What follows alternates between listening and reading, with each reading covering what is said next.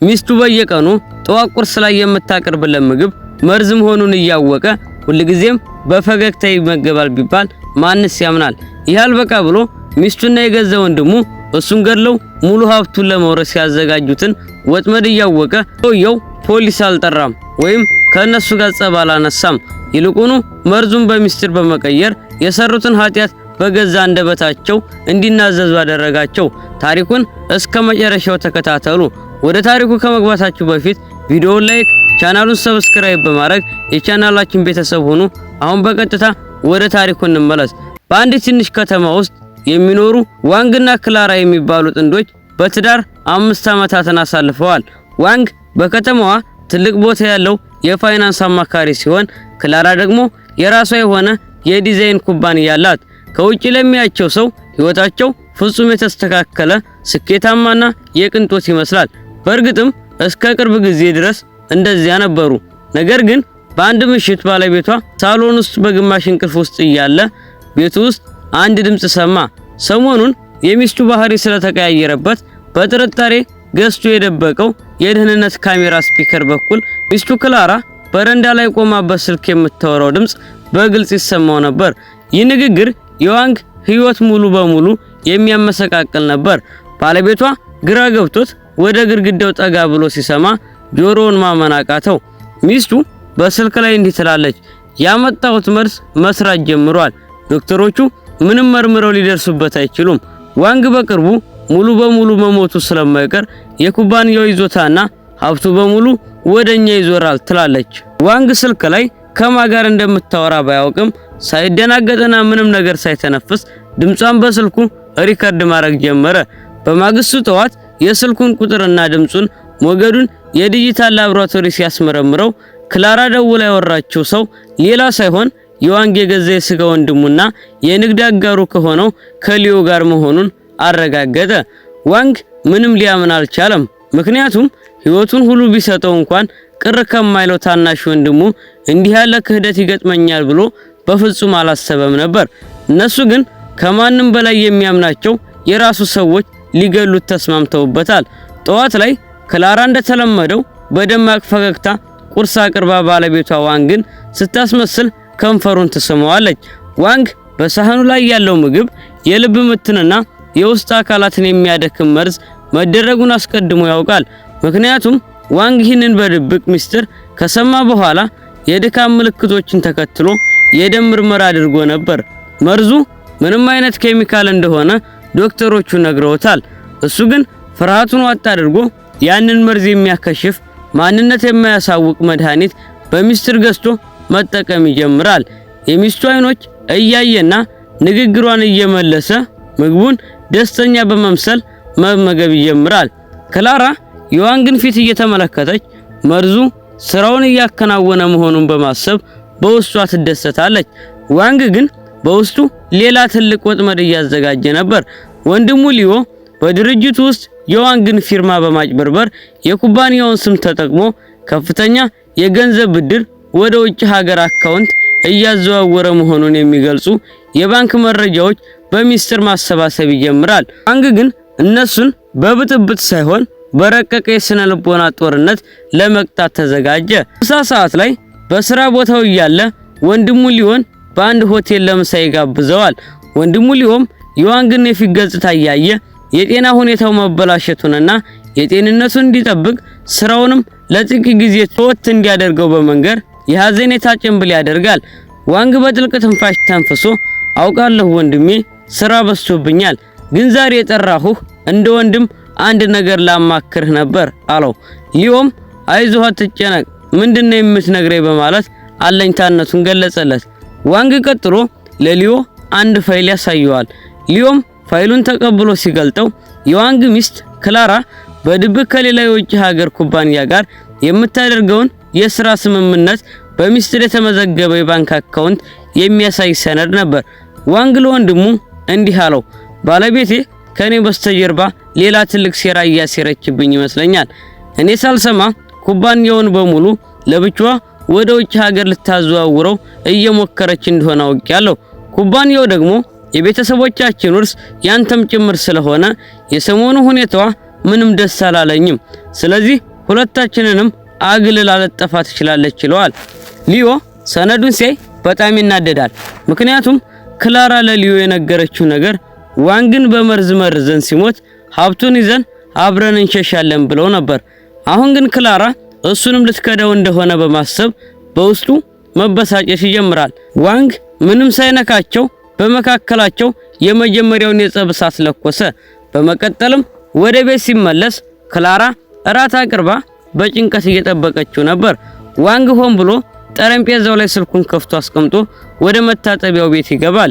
በዚህ መሃል የዋንግ ስልክ በከፍተኛ ድምጽ መልእክት ወይም ሜሴጅ ሲገባ ስልኩ ይበራል። መልእክቱ የመጣው ከማይታወቅ ቁጥር ሲሆን ይዘቱ እንዲህ የሚል ነበር። ሊዮ ዛሬ የባንክ አካውንቱን አዘግቶ ቪዛ ቆርጧል። ከአንድ ድብቅ በረራ ሊያደርግ ነው፣ ከጠንቀቅ። ይህንን መልእክት የላከው ራሱ ዋንግ ነበር። ክላራ መልእክቱን በስርቆት ካነበበች በኋላ መላ ሰውነቷ በእልህና በንዴት መንቀጥቀጥ ጀመረ። ወዲያውኑ ሊዮን በስልክ ልታገኘው ትሞክራለች። ነገር ግን የሊዮ ስልክ አይሰራም። ምክንያቱም ዋንግ የሊዮን ስልክ መስመር በቴክኖሎጂ አዘግቶበት ነበር። አሁን ክላራ እና ሊዮን እርስ በርሳቸው በከፍተኛ ጥርጣሬ ውስጥ ካስገባቸው በኋላ ዋንግ በደስታ ወደሚቀረው የሥራ እያሰበ መጠጣት ጀመረ። ሁለቱም ክፉኛ መፈራራት ጀመሩ።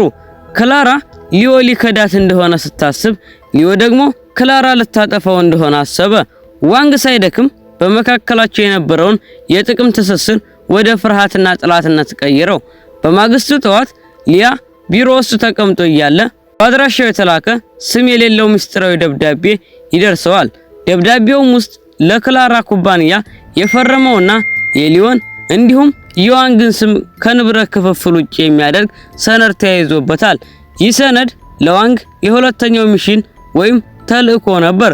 እሱም ሆን ብሎ የክላራን ፊርማ አስመስሎ ያዘጋጀው ወጥመድ ነበር። ሊዮ ንዴቱን መቆጣጠር አቅቶት ወደ ክላራ የግሏ ቢሮ ይሄዳል። ሁለቱም በአደባባይ እንዳይጣሉ በመፍራት በቢሮ መጋረጃ ተጀርባ በሹክሹክታ መከራከር ይጀምራሉ። ሊዮ እኔን አታለሽ ወደ ውጭ ልትሄጂ ነበር ሲል ይጠይቃታል። ክላራን በበኩሏ አንተ ነህ እንጂ አካውንትህን ዘግተህ ልጠፋ የነበረው፣ ጥፋትን አደበቅ ስትል ትጮህበታለች። እርስ በርሳቸው የሚለዋወጡት የጸብ ቃላት እውነቱን ማየት እንዳይችሉ አሳውሯቸዋል። ዋንግ ግን ሶስተኛውን ሚሽን ለመስራት በቢሮ ውስጥ የገጠመውን የድምጽ መቅረጫ አማካኝነት ሁለቱም እርስ በርሳቸው ሲወነጃጀሉና ወንጀላቸውን ሲያምኑ በእውነትም ድምጻቸውን ቀደው። ክላራ በሊዮ ላይ ያላት እምነት ሙሉ በሙሉ ሲጠፋ ባለቤቷ ዋንግን በፍጥነት ለማስወገድ ወሰነች። ዋንግ ከሞተ በኋላ ንብረቱን በፍጥነት ጠቅልላ ለመጥፋት አቀደችና ወደ ከተማዋ ገበያ በመሄድ በአንድ ጀንበር ሰው ሊገድል የሚችል እጅግ አደገኛና ያልተለመደ ኬሚካል መርዝ በከፍተኛ ዋጋ ለመግዛት አሰበች። ነገር ግን ክላራ የማታውቀው ነገር እሷ በሄደችበት ሁሉ እየሰለሰለና እቅዱን ተግባራዊ ለማድረግ የሚከተላት ባሏ እየተከታተላት መሆኑን አለማወቋ ነበር። ወደ ፋርማሲው ሄዳ መድኃኒቱን በምትመርጥበት ወቅት ያጋጠማት ፋርማሲስት የዋንግ የቅርብ ጓደኛና ወዳጅ ነበር። በገንዘብ የተገዛም ሰራተኛ ነበረ።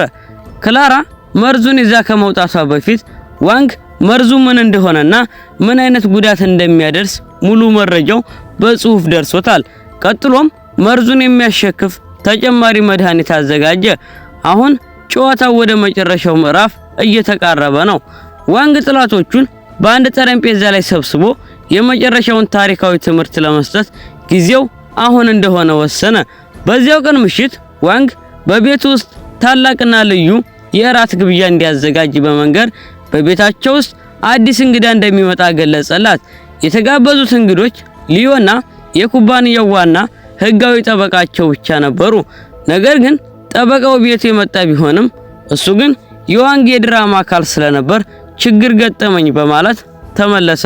ክላራ ራቱ ምንን አስመልክቶ እንደሆነ ግራ ቢገባትም ስራዋን ለመስራት ግን እንደሚረዳት አሰበች።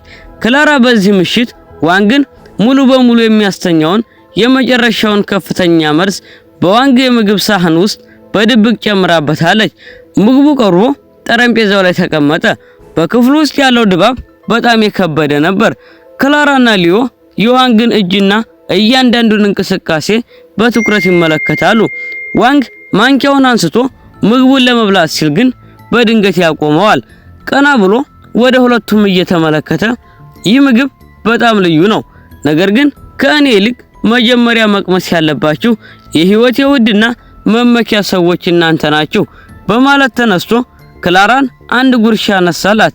ክላራ ጉርሻ ይቅርብኝ ብትልም ዋንግ የወጣ ምግብ አይመለስም በማለት እንድትጠው ሲያደርጋት በአፏ ይዛ ወደ መታጠቢያ ቤት እየሮጠች ሄደች። እሱም እየሳቀ አይዞሽ አረገዝሽ እንዴ እያለ በመቀለድ ለሊዮም እንዲሁ አነሳና ጎረሰው።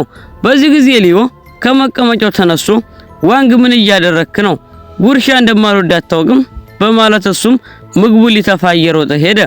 እነሱ ተነስተው ሲሄዱ እሱ ግን ቁጭ ብሎ ለምን አትበሉም ወንድሜ ሊዮና ባለቤቴ ክላራ፣ ወይስ ምግቡ ውስጥ የሚከብድ ነገር አለ እያለ ለራሱ ያወራ ነበር።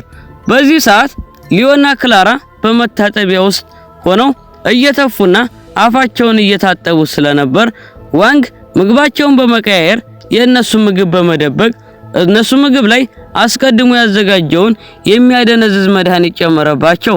ሊዮና ክላራ ተመልሰው ሲመጡ መመገብ ፈቃደኛ አልነበሩም። ነገር ግን እንዳይነቃባቸው ስላልፈለጉ ሳህናቸው ላይ ያለው ምግብ መመገብ ጀመሩ። ከጥቂት ሰዓታት በኋላ ከተቀመጡበት ወንበር ላይ ሲነቁ ጠረጴዛው ላይ ባለው በትልቁ ስክሪን ላይ ክላራና ሊዮ ዋንግን ለመግደል ሲያቅዱ የነበረው ድምጽ መርዙን ሲገዙና እርስ በርሳቸው በቢሮ ውስጥ ሆነው ሲጣሉ የነበሩባቸው የቪዲዮና የፎቶ መረጃዎች ሙሉ በሙሉ በግልጽ ይታዩ ነበር። ክላራ በሩጫ ተንበርክካ ማልቀስ ጀመረች። ዋንግ እባክህ ማረኝ፣ እኔ የተገደድኩት በሊዮ ነው፣ እሱ ነው ህይወቴን ያበላሸው፣ እሱ ነው ያዘዘኝ ስትል ጥፋቷን ሙሉ በሙሉ በወንድሙ ላይ ጣለች። ሊዮ ደግሞ በተራው በድንጋጤና በንዴት ፊቱ ተለዋውጦ አይደለም ወንድሜ፣ እሷን አትመናት፣ እሷ ናት ገንዘብን ፈልጋ እቅዱን ያወጣችው፣ እኔን ጭምር ልታጠፋኝ ነበር፣ ይህንን ደግሞ አንተም ታውቃለህ እያሉ በዋንግ ፊት እርስ በርሳቸው መካሰስና መሰዳደብ ጀመሩ። ዋንግ ግን ወንበሩ ላይ ተቀምጦ ቀዝቃዛ በሆነ ፈገግታ እያያቸው እንዲህ አላቸው፣ ሁለታችሁም ተሳስታችኋል። እኔ ጋበዝኳችሁ መርዙን እንድትበሉ አይደለም፣ ምክንያቱም እኔ እንደናንተ አውሬ አይደለሁም። ነገር ግን ይህንን ራት ከመብላታችሁ በፊት ሌላ ያደረኩትን ነገር ብታውቁ ይሻላችኋል። እነሱም ከዚህ በላይ ምን ችግር አለ? ምንስ ሊመጣ ይችላል? በማለት ለመስማት ጓጉ። ዋንግ ጠበቃውን ጠርቶ የተፈረሙ ህጋዊ ሰነዶችን አወጣ። ወንድሙ ሊዮ በስሙ ያጭበረበረውን ሰነድ በሙሉ የክላራን የባንክ አካውንቶች እንዲሁም የኩባንያውን ይዞታዎች በሙሉ በህግ ወደ ራሱ አዛውሯቸዋል። በደነዘዙበት ሰዓትም ትክክለኛ ፊርማቸውን መፈራረማቸውን ሲሰሙ ራሳቸውን መቆጣጠር አቃታቸው። አሁን ሁለቱም ምንም አይነት ንብረት የሌላቸው ፍጹም ድሃ ሆነዋል። ይባስ ብሎ ዋንግ ክላራ በየቀኑ ያበላችው መርዝ ምን እንደሆነ አስቀድሞ ስላወቀባት በቤት ውስጥ ያሉትን መርዞች በሙሉ በመቀየር የሰውን አእምሮ ቀስ በቀስ የሚያሳምንና የደበቁትን ሚስጥር እውነት በራሱ አንደበት እንዲናገር የሚያደርግ ሳይካትሪ ኬሚካል መድኃኒት አድርጎት ነበር። ለዛ ነበር ላለፉት ወራት ሁለቱንም ሳይገነዘቡ የሰሩትን ወንጀል በሙሉ በቪዲዮ ፊት በራሳቸው አንደበት የተናዘዙት። ከጥቂት ደቂቃዎች በኋላ በሩ በኃይል ተከፈተ። የፖሊስ አባላት ወደ ሳሎን ገቡ። ክላራና ሊዮ በከባድ ወንጀል በንብረት ማጭበርበርና በግድያ ሙከራ እጃቸውን በካቴና ከጠፍሮ ሲያዙ፣ ዋንግ ግን የወይን ብርጭቆውን አንስቶ በመስኮት ወደ ውጪ ይመለከት ነበር። እነሱም ለሰሩት ክፉ ስራ ተገቢውን ቅጣት አገኙ። ራሳቸውን በቆፈሩት ጉድጓድ ውስጥ ራሳቸው እንዲገቡ አደረጋቸው። የዛሬው ታሪካችን እዚህ ላይ ያበቃል። ቪዲዮ ከተመቻችሁ ላይክ እና ሰብስክራይብ ማድረጋችሁ እንዳትረሱ። ድጋሚ በሌላ ቪዲዮ እስክንገናኝ ድረስ መልካም ቆይታ። ይመቻችሁ።